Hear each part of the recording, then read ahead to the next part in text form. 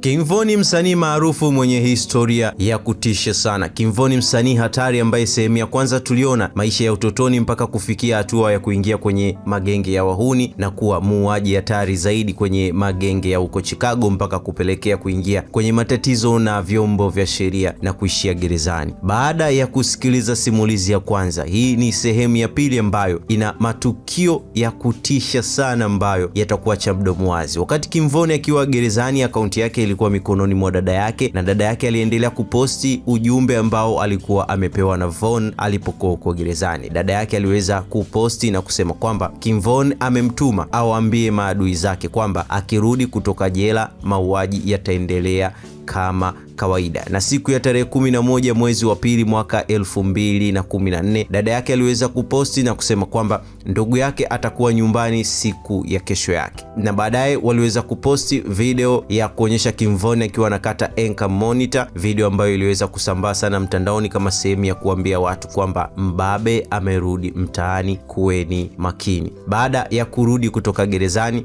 aliweza kuposti Twitter na kuwakumbusha maadui zake kwamba kazi inaanzia walipoishia. Aliweza kumposti rafiki yake T-Roy ambaye kwa hivi sasa alikuwa gerezani, na baadaye aliweza kuposti majina ya vijana wawili ambao waliweza kupoteza maisha kupitia kazi ya mikono yake. Yani tunamzungumzia Model pamoja na Crack au P5, kama sehemu ya kuwaamsha wale maadui zake kwamba niliwadondosha ndugu zenu, kwa hiyo na nyie mjipange. Licha ya kuwa anaposti sana mtandaoni kipindi hiki, lakini mtaani alikuwa kimya sana, kwa sababu alikuwa kwenye house arrest. Paka baada ya muda wa house arrest kupita, ndipo King Von aliweza kurudi mtaani na kuwatahadharisha wapinzani wake kwamba huu utakuwa mwaka mgumu sana kwao, na kutangaza kwamba amenunua bunduki mpya na kutaka kuitesti mitambo. Siku ya tarehe 25 mwezi wa 3, Lil Mark aliweza kuachia nyimbo ambayo ilifahamika kama Competition Remix. Alichukua beat ya Lil Durk na kuweza kudisi kundi la Lil Durk ambalo linafahamika kama OTF Crew, lakini pia aliweza kuwadisi pamoja na watu wengine wa O Block pamoja na makundi jirani, na alifika mbali zaidi na kusema kwamba yeye ni muuaji wa vijana wa O Block. Aliweza kumtukana Odi Perry pamoja na J Mane, vijana ambao walikuwa ni marafiki wa karibu sana na King Von. Lil Mark aliweza kutangaza kwamba yeye ni mwanachama wa genge la 51 Young Mane, kundi lingine la vijana hatari ambao walikuwa ni maadui wakubwa sana wa O Block. Kwa hiyo katika kipindi hiki King Von aliweza kuposti na kusema kwamba yuko barabarani akifanya mawindo, huku akimtagi D-Rose. Huyu ni muuaji hatari ambaye alikuwa anatokea katika kundi la O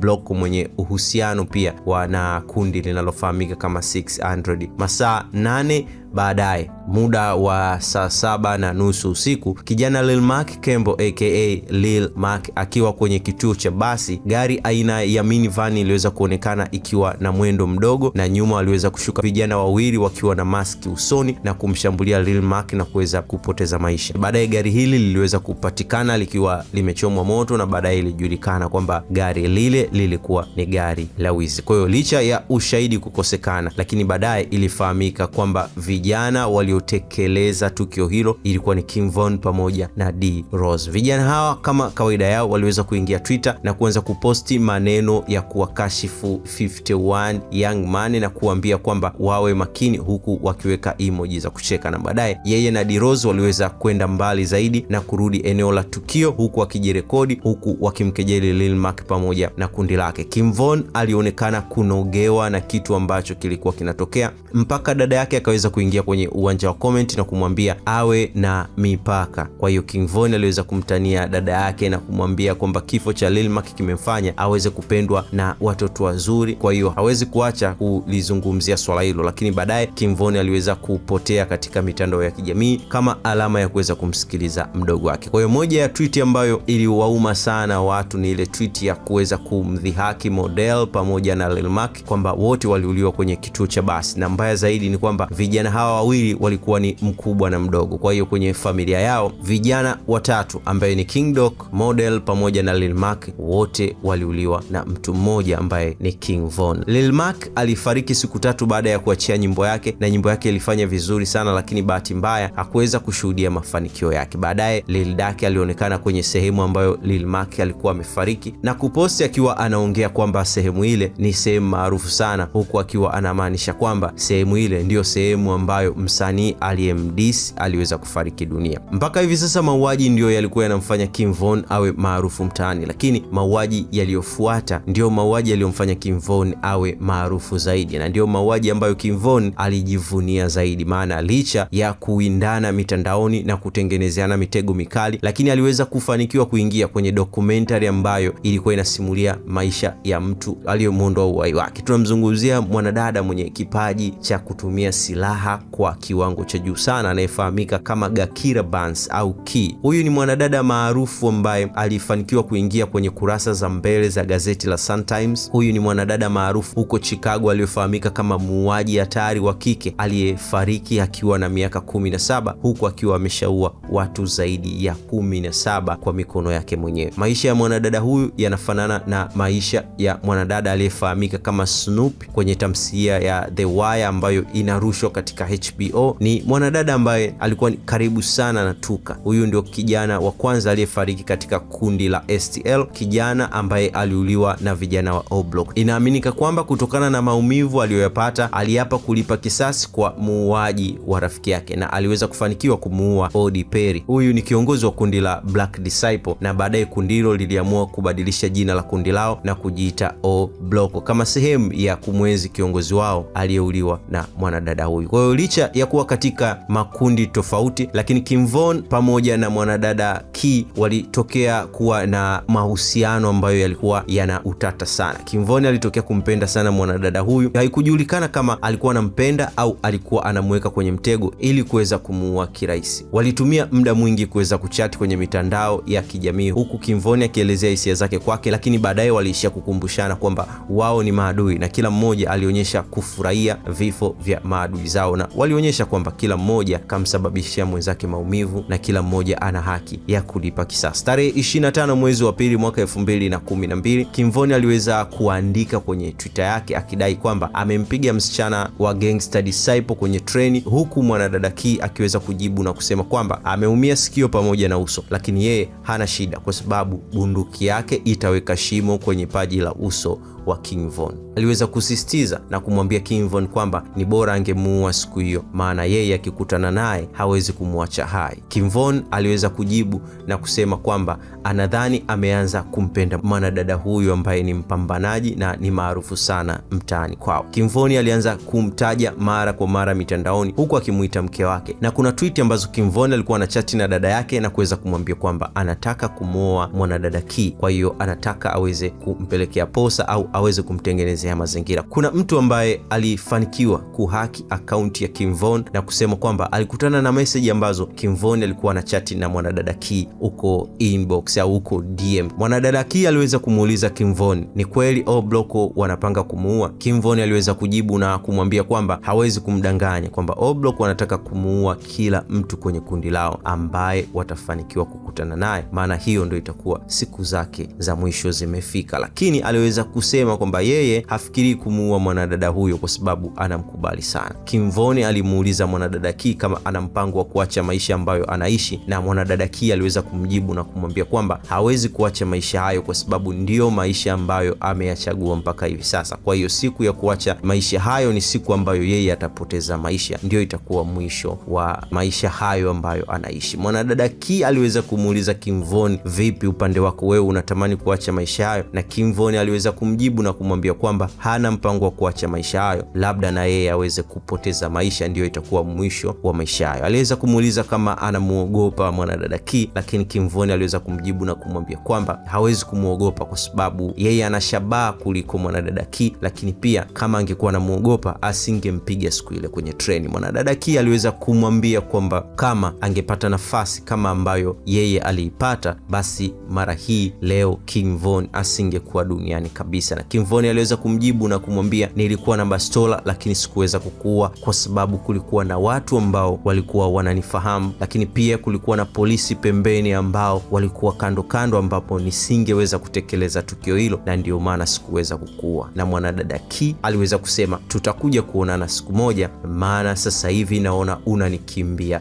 sana toka tukio la kwenye treni ambapo uliweza kunishambulia. Baada ya majibizano hayo, King Von aliweza kucheka na kumwambia, usichukulie serious sana maongezi haya, nilikuwa na kutania. Na hapo ndipo ndipo ilikuwa mwisho wa maongezi ambayo Kim Von na mwanadada Key waliweza kuchati siku hiyo. Waliendelea kurushiana maneno kwenye Twitter na mwanadada Key aliweza kumtumia message Kim Von na kumwambia anapita mitaa ya O Block, kwa hiyo ajiandae kumpokea. Baadaye mwanadada Key aliweza kumtumia message nyingine na kumwambia Kim Von kwamba anapokuja aje amejipanga vizuri. Inasemekana siku hiyo mwanadada Key aliweza kufika mpaka mitaa hiyo ya O Block na kumtafuta Kim Von, lakini hakuweza kumuona. Na baadaye mwanadada Key aliweza kumtafuta Kim Von na kumwambia tena kwa mara nyingine, kwa nini hukuweza kufika? Kim Von aliweza kumjibu na kumwambia hakuwa na muda wa mapambano hayo, kama anataka wakutane basi wakutane akiwa na Shela ili waweze kufunga ndoa, kama sehemu ya kumkejeli pamoja na vitu vingine. Lakini mwanadada Key anaonekana alikuwa serious kumtafuta Kim Von ili waweze kushambuliana. Kim Von aliweza kuposti na kusema kwamba anachagua kuwaua maadui zake kuliko kitu chochote kile. Mwanadada Key aliweza kumjibu Kim Von kwa kutweet message ambayo ilikuwa na utata. Aliweza kumwambia kwamba mtu hawezi kuiona picha mpaka iwekwe picha kwenye frame yake, ikiwa na maana kwamba mtu hawezi kuelewa situation inayoendelea mpaka ile situation imkute yeye. Kim Von baadaye aliweza kupost na kusema kwamba anamtafuta sana mwanadada huyu bila mafanikio, lakini hivi sasa ameamua kutulia ili mwanadada huyu amtafute yeye. Na baadaye aliweza kuposti tweet nyingine na kusema mwanamke kama huyo kwenye kundi la mageng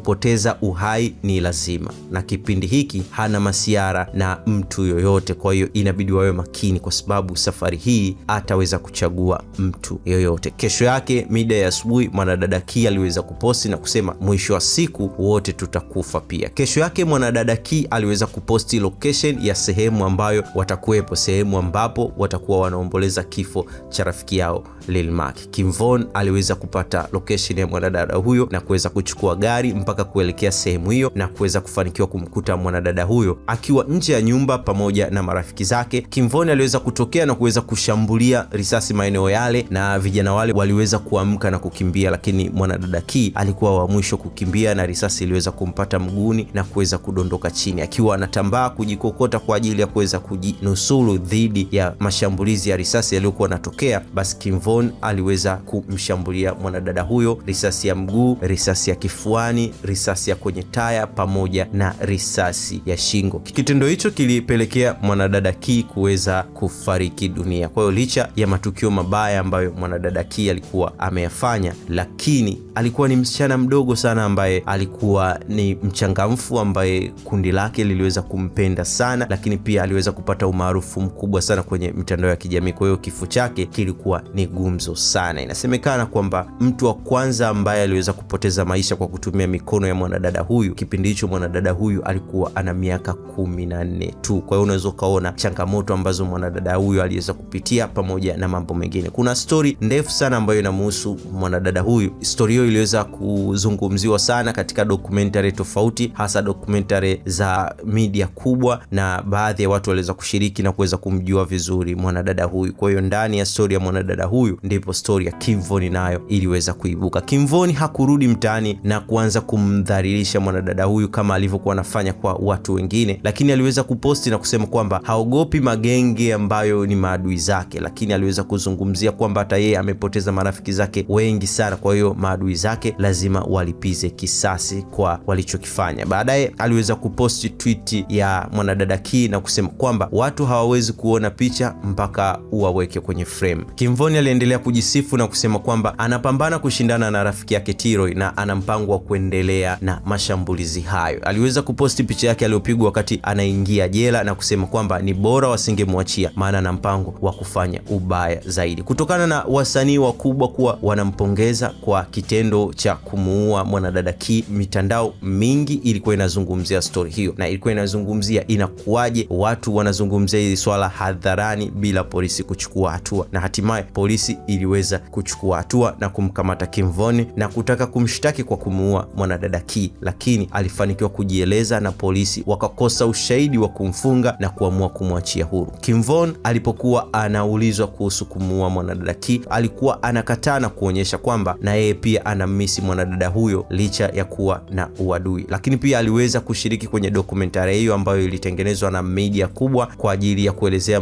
maisha ya mwanadada Key, na Kim Von aliweza kuelezea uhusiano wao kwenye mitandao ya kijamii na jinsi walivyokuwa wanataniana. Kuna ambao walikuwa wanaamini kwamba Kim Von alimpenda mwanadada huyu, lakini kuna ambao walikuwa wanaamini kwamba Kim Von alikuwa na mpango wa kumvuta mwanadada huyo ili aweze kuingia kwenye mtego, lakini haikuwezekana mpaka alipoweka location yake kwenye mtandao na Kim Von kutumia nafasi hiyo kwenda kumshambulia mwanadada huyo. Mpaka hivi leo hakuna ambaye anajua ni kwa nini mwanadada huyo alifanya hivyo wakati akijua ni hatari sana, lakini ni kwa nini aliandika mwisho wa siku wote tutakufa. Je, alikuwa amekata tamaa ya maisha, kwa hiyo alitaka tu aweze kufupisha maisha yake, au kuna kitu kingine ambacho kilikuwa kinaendelea? Mimi na wewe hatuwezi kufahamu. Lakini baada ya watu kuanza kusahau kifo cha mwanadada Kim Von alianza kufanya mawindo mengine tena ya maadui zake. Siku ya tarehe 29 mwezi wa 3 mwaka 2014, Kim Von aliweza kuhudhuria birthday party ya rafiki yake, na kwenye sherehe hiyo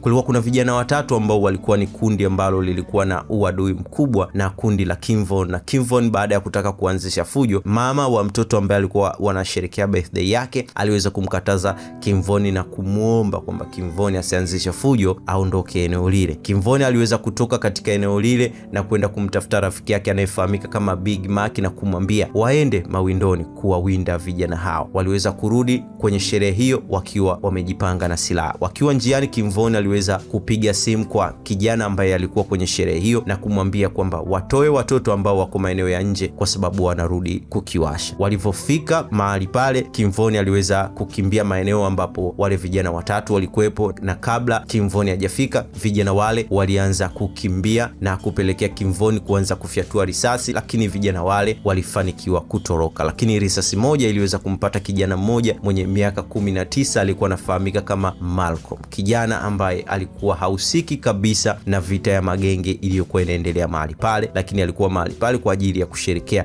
birthday ya rafiki yake. Polisi waliweza kufika maeneo yale na kukuta kijana Malcolm akiwa amefariki, huku akiwa na jeraha la risasi kichwani. Kutokana na kumuua kijana ambaye hakuwa kwenye mpango wake wala hakuwa anatoka kwenye genge ambalo walikuwa na uadui, ilimfanya Kim Von kushindwa kuweza kujisifia, na wala hakuwahi kumtaja huyu kijana Malcolm kama moja ya watu ambao aliweza kuwaua, kwa sababu ilikuwa ni kinyume na mpango wake na alikuwa ni mtu ambaye walikuwa wanafahamiana. Asubuhi yake aliweza kuposti kwamba kila mtu anachokisikia kuhusu yeye ni kweli kafanya. Aliweza kusema kwamba ameua watu wengi kwenye magenge ambao ni maadui zake mpaka hivi sasa, na kwa hiyo hana huruma na kile ambacho kinatokea. Aliweza kumalizia na kusema kwamba haya yote aliweza kuyafanya wakati yuko kwenye parole, yani chini ya uangalizi wa polisi baada ya kutoka gerezani. Kwa akamwambia, subirini, nikiwa huru tutakuja kurudi na kufanya kazi kwa ukamilifu kabisa. Wakati huo mbele yake aliweza kuweka emoji ya kishetani. Moja ya matukio ambayo tunaweza tukaamini ni tukio ambalo liliweza kufanya Kim Von aweze kuingia kwenye matatizo makubwa na kuweza kumfanya Kim Von aweze kubadilika na kubadili mwelekeo wa maisha yake, ni usiku wa pati moja ambayo aliweza kuifanya, ambayo ilimfanya Kim Von kuingia kwenye matatizo makubwa sana. Ilikuwa ni siku moja, siku ya pati. Kim Von alikuwa ni moja ya watu waliokuwa wamealikwa katika pati hiyo. Kim Von aliweza kuposti akiwa amevalia suti kabla ya kwenda katika pati hiyo, lakini akiwa amevalia suti alikuwa ameshika bastola na kusema kwamba wasimjaribu akiwa amevalia suti kwa sababu kazi bado iko pale pale. Akiwa kwenye pati hiyo aliweza kukutana na watu ambao wako katika makundi mengine na kuanza kutishiana pamoja na vitu vingine, na kupelekea Kim Von kuweza kupiga risasi hewani na kusababisha pati hiyo kuharibika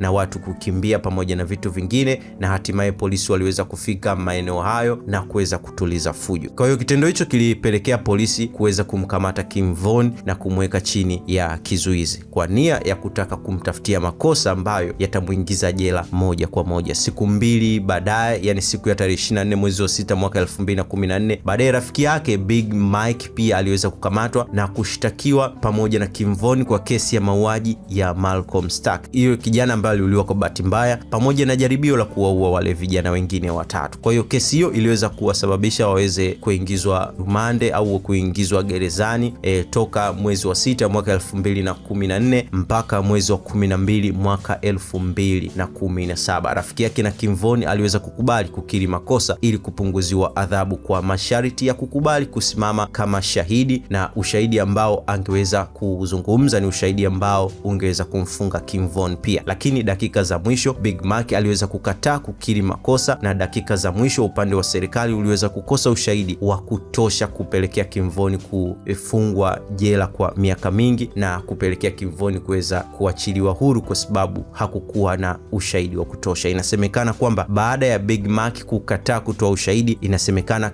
sababu ya kukataa kutoa ushahidi ni kutokana na vitisho alivyokuwa amevipata akiwa huko gerezani. Lakini shahidi mwingine ambaye alishuhudia tukio hilo aliweza kupoteza maisha na kupelekea kila mmoja kukataa kwenda kutoa ushahidi katika kesi hiyo. Kwa hiyo kuanzia tarehe 6 mwezi wa 12 mwaka wa 2017 King Von alianza kuonekana mtaani pamoja na kwenye social media, huku akionyesha kwamba sasa ni mtu huru, maisha yanarudi kama kawaida. King Von alipokuwa gerezani alikuwa ni kijana ambaye alikuwa na rafiki yake wa utotoni ambaye kwa hivi sasa alikuwa ni mwanamuziki maarufu ambaye alikuwa anafahamika kama Lil Durk. Lil Durk aliweza kumsaidia King Von kuishi maisha mazuri akiwa gerezani pamoja na kutoa gharama za mawakili kwa ajili ya kufanikisha kumtoa gerezani. Kwa hiyo King Von alianza kujaribu kuendana na mazingira mapya kwa sababu kipindi hiki mambo mengi sana yalikuwa yametokea. Kipindi hiki rafiki yake maarufu sana ambaye alikuwa anafahamika kama T-Roy alikuwa amefariki, na kitendo hicho kilipelekea kundi jipya kuzaliwa. Kundi hilo lilifahamika kama Get Back Gang. Kundi hili lilitengenezwa kwa ajili ya kulipa kisasi kwa watu wote waliohusika kwenye kifo cha T-Roy, na zaidi ya watu 9 waliweza kufariki dunia kwa wakati mmoja, na kupelekea makundi haya kuona kwamba sasa tumefika mbali. Kwa hiyo kitendo hiki kikapelekea visasi kuweza kupungua na mtaani kukawa kimya katika kipindi hiki. Kwa hiyo King Von alikuja katika kipindi ambacho kulikuwa hakuna mambo mengi wala hakuna visasi kama kipindi ambacho wao walikuwepo. Mwanzo King Von alitamani kuwa na Lil Durk ili kuweza kuwa karibu na watu wenye hela, ili aweze kuwa na maisha ya juu, ili aweze kuflex au kujionyesha kwenye mitandao pamoja na vitu vingine, kwa sababu kipindi hiki watu wengi ambao walikuwa amewaacha katika kipindi cha 2014, kipindi hiki walikuwa na mafanikio makubwa. Kwa hiyo King Von aliamini kwamba akiwa karibu na King Durk ataweza kukutana na watu wenye hela na ataweza kutengeneza mipango ya kuwavamia ili aweze kuwaibia. Lakini King Durk alikuwa na mpango mwingine kabisa kwa rafiki yake huyo, mpango wa kumtoa kwenye vita ya magenge huko mtaani na kumbadilisha na kuwa rapa, msanii ambaye ni original kabisa kutoka mtaani, ambaye anaimba uhalisia wa maisha yake ambayo aliwahi kuyaishi. Lil Durk aliweza kumsikilizisha King Von albamu yake, na ndani ya albamu yake kulikuwa kuna nyimbo ambayo inaitwa Durkio Crazy, nyimbo ambayo ilikuwa inamsifia King Von, na ndio nyimbo ambayo iliweza kumfanya King Von aweze kuanza kuwaza kuingia kwenye fani ya muziki. Katika kipindi hiki King Von alikuwa ni mtu maarufu sana kutokana na story ambazo zilikuwa zinasimuliwa mtaani, lakini pia story ambazo zilikuwa zinasimuliwa na wanamuziki tofauti ambao walikuwa kipindi ambacho King Von alikuwa yuko moto sana. Lakini pia King Von alikuwa maarufu sana kwenye vyombo vya sheria, maana alikuwa amefanikiwa kuwageuka na kuwashinda polisi licha ya kujua kwamba ameshiriki kwenye mauaji mengi, lakini hawakuwa na ushahidi wa kutosha kuweza kumkamata. Kwa hiyo katika kipindi hiki walikuwa wanamtafuta kwa namna yoyote kuweza kumkamata na kumrudisha gerezani kwa kesi ambayo itamfanya asiweze kurudi tena mtaani. Lakini pia mtaani maadui zake walikuwa wanatamani sana kulipiza kisasi kutokana na King Von kupata umaarufu kwa kuwaua watu ambao walikuwa ni karibu yake, na King Von alikuwa anapenda kuzungumzia wale watu ambao amewaua na kuweza kuonyesha kwamba bado ana mizuka ya kuendelea na bifu hilo. Kwa hiyo watu waliokuwa wanamzunguka walikuwa wanataka kumaliza King Von kama sehemu ya kumaliza kisasi ambacho kilikuwa bado hakijalipwa, na mtaani vijana wengi walikuwa wanachipukia kwa kutaka kuishi maisha ya King Von, maisha ya uwaji ambayo yatawafanya waweze kupata majina makubwa kama ambavyo King Von aliyapata na kuweza kufanikisha kutimiza ndoto zao. Kwa hiyo ilikuwa ni kipindi ambacho King Von alikuwa katika mazingira ambayo yalikuwa yanamfanya achague upande au achague maisha mapya ambayo yanaendana na mazingira ambayo alikuwa anaishi katika kipindi hicho. Kutokana na mazingira mapya aliyokutana nayo, King Von aliamua kufungua ukurasa mwingine. Ukurasa ambao King Von aliamua kuufungua ndio ukurasa ambao ulipelekea King Von akaweza kupoteza maisha. Ni kitu gani ambacho kilitokea ambacho kilipelekea King Von kupoteza maisha? Fuatilia sehemu inayofuata ya simulizi hii ili uweze kujua mwisho wa King Von ulikuwaje. Mimi ni Joseph Skills na hii ni Tricod Media. Usisahau kusubscribe, kulike, kucomment na kushare kwenye mitandao mingine ya kijamii.